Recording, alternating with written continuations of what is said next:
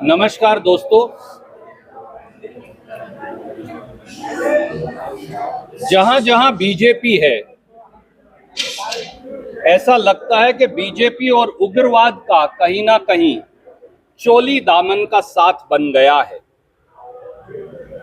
याद करिए, हर बार जब देश पर हमला होता है तो बीजेपी की ही सरकार क्यों होती है, ये आम जनमानस सवाल पूछ रहा है।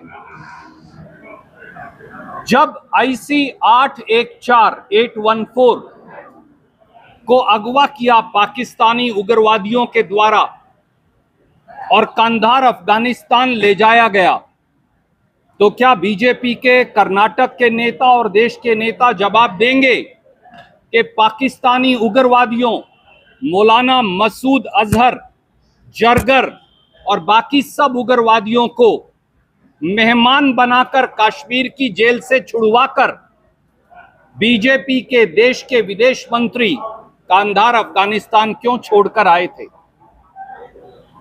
जब बीजेपी की सरकार थी तो वो इतनी कमजोर सरकारें होती हैं कि देश की संसद तक पर हमला हो गया था। याद करिए, जब बीजेपी की सरकार थी तो इसी सरकार में जब नरेंद्र मोदी जी प्रधानमंत्री थे तो पठानकोट एयरबेस पर पाकिस्तान से आए उग्रवादियों ने हमला किया और केवल एयरबेस पर नहीं, हमारे पुलिस स्टेशन तक उड़ा दिए खुलेआम और हमारे पुलिस के सिपाहियों की और फौज के सिपाहियों की हत्या की।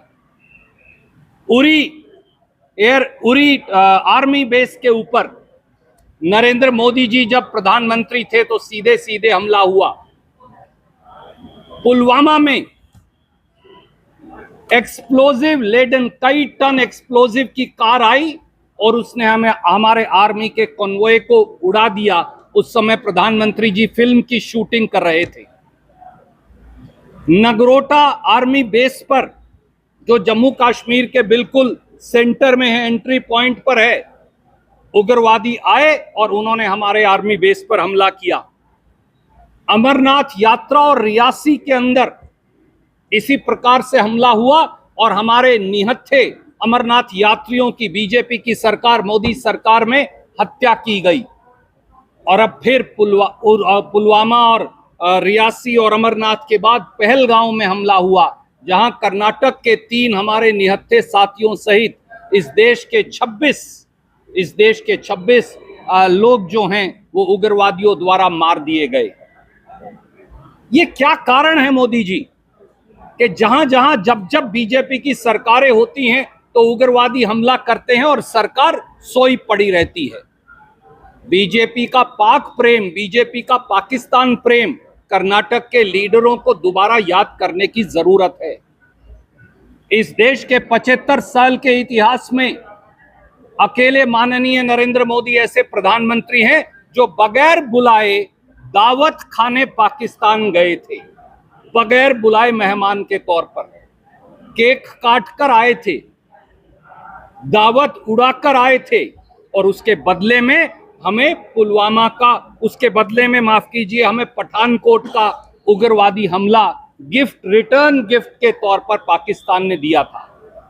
75 साल में बीजेपी अकेली ऐसी पार्टी है जिन्होंने पाकिस्तान की कुख्यात बदनाम ISI को हिंदुस्तान बुलाया था। अमित शाह जी तब भी गृह मंत्री थे, मोदी जी तब भी प्रधानमंत्री थे, पठानकोट एयरबेस की जांच के लिए।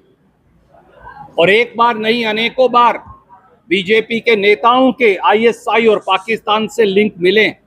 मैं आज पूछता हूं विजेंद्र जी से भी और बीजेपी के नेताओं से, नड्डा साहब से भी, ये ध्रुव सक्सेना मध्य प्रदेश में क्या बीजेपी की IT सेल का नेता नहीं था? और बलराम सिंह जो बजरंग दल का नेता था, दोनों ISI के लिए जासूसी करते पकड़े गए थे। क्या ये सही है या गलत है? बताइए, क्या ये सही है या गलत है कि प्रदीप कुरुलकर जो DRDO का साइंटिस्ट था और जासूसी करते ISI के लिए पकड़ा गया था, उसके RSS के साथ संबंध पाए गए थे? क्या ये सही नहीं कि जब बीजेपी की जम्मू कश्मीर में सरकार थी तो उन्होंने आसिफा अंद्राबी को बेटी बचाओ का चेहरा बनाया था और उसी आसिफा अंद्राबी ने पाकिस्तान जाकर मौलाना मसूद अजहर के साथ बैठकर हिंदुस्तान के खिलाफ जहर उगला था। ये बीजेपी के नेताओं से पाकिस्तान से लिंक कैसे पाए जाते हैं? दोस्तों, सच्ची बात यह है कि 26 हमारे लोगों की, निहत्थे लोगों की जो हत्या हुई है, उससे पूरा देश स्तब्ध है, उसकी आत्मा छलनी है। हमने सामने आकर कहा कि भारतीय राष्ट्रीय कांग्रेस सरकार के हर उस कदम का समर्थन करेगी जिससे आतंकवाद के नाक को कुचल दिया जाएगा। पर इसके बावजूद भी 3 बातें आज सामने आई हैं। पहली बात, ऑल पार्टी मीटिंग को श्रीमान अमित शाह जी ने ये कहा कि जो बैसरन ग्राउंड्स हैं, बैसरन मेडो जिसे कहते हैं पहलगांव के ऊपर, वो जून में खुलनी थी, वो पहले खुल गई, ये सुरक्षा चूक हो गई। पर पहलगांव के सब अधिकारी भारत सरकार के और टूर ऑपरेटर कहते हैं कि बैसरन ग्राउंड कभी पूरे साल बंद ही नहीं होता। तो अगर बैसरन ग्राउंड बंद नहीं होता तो हमारा पहला सवाल, क्या ये इंटेलिजेंस और सिक्योरिटी चूक नहीं है?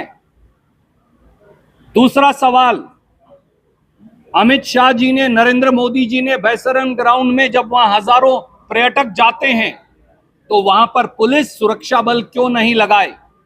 तीसरा सवाल, पहलगांव में 3 टियर सिक्योरिटी है।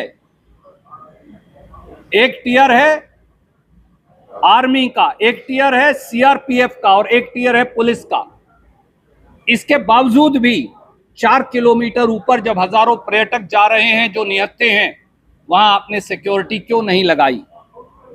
चौथा सवाल, नेशनल इन्वेस्टिगेशन एजेंसी एनआईए ने, यह अखबार में आपने छापा है, सुप्रीम कोर्ट में यह कहा है कि 21,000 करोड़ की जो ड्रग्स पकड़े गए गुजरात में, किसके पोर्ट से पकड़े गए जरूर पता करिएगा, उनका सीधा लिंक किससे है? पहलगांव के अटैक से है। तो जो उस पोर्ट का मालिक है गुजरात में, मोदी जी उसको कब बुलाएंगे तफ्तीश के लिए?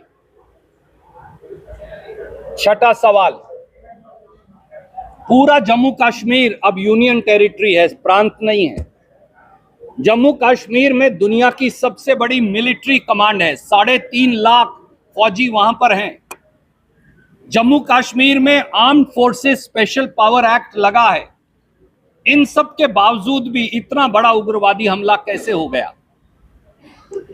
अब जब बीजेपी के नेताओं के पास पूरे देश में इन 6 सवालों का कोई जवाब नहीं है, तो वो ऊल जलूल बातें करने पर उतर आए हैं।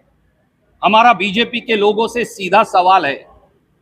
पहला सवाल, ये सारे उग्रवादी हमले आपकी नाक के नीचे हो रहे हैं, वो शुरू हुआ IC 814 से, वो गया पार्लियामेंट के अटैक पे, वो गया पठानकोट के अटैक पे, वो गया उरी के अटैक पे, वो गया पुलवामा के अटैक पे, वो गया नगरोटा के अटैक पे और वो हुआ पहलगांव के अटैक पे। तो बीजेपी की सरकार, उसके प्रधानमंत्री और गृह मंत्री क्या कर रहे हैं? क्या वो इतने कमजोर हैं कि वो जम्मू कश्मीर के अंदर सुरक्षा देने में असफल हैं? और बीजेपी के इन लोगों के जो ISI और पाकिस्तान से लिंक पाए गए हैं, इसके बारे में क्या जवाब है? और बीजेपी का ये जो पाकिस्तान प्रेम है जिसकी मैंने चर्चा की कि आप ISI को भी हिंदुस्तान बुला लेते हैं पठानकोट एयरबेस जांच के लिए और खुद भी बगैर बुलाए मेहमान की तरह चल जाते हैं, इन सवालों का जवाब और सुरक्षा चूक का जवाब देना पड़ेगा। 5 या 6 लोग भेजकर भोंडा प्रदर्शन करके किसी मुख्यमंत्री के खिलाफ 2 नारे लगाकर आप इस बात से पल्ला नहीं झाड़ सकते कि इस देश में सुरक्षा चूक और इंटेलिजेंस फेलियर के लिए बीजेपी की केंद्रीय सरकार जिम्मेवार है और उनके नेता जिम्मेवार हैं।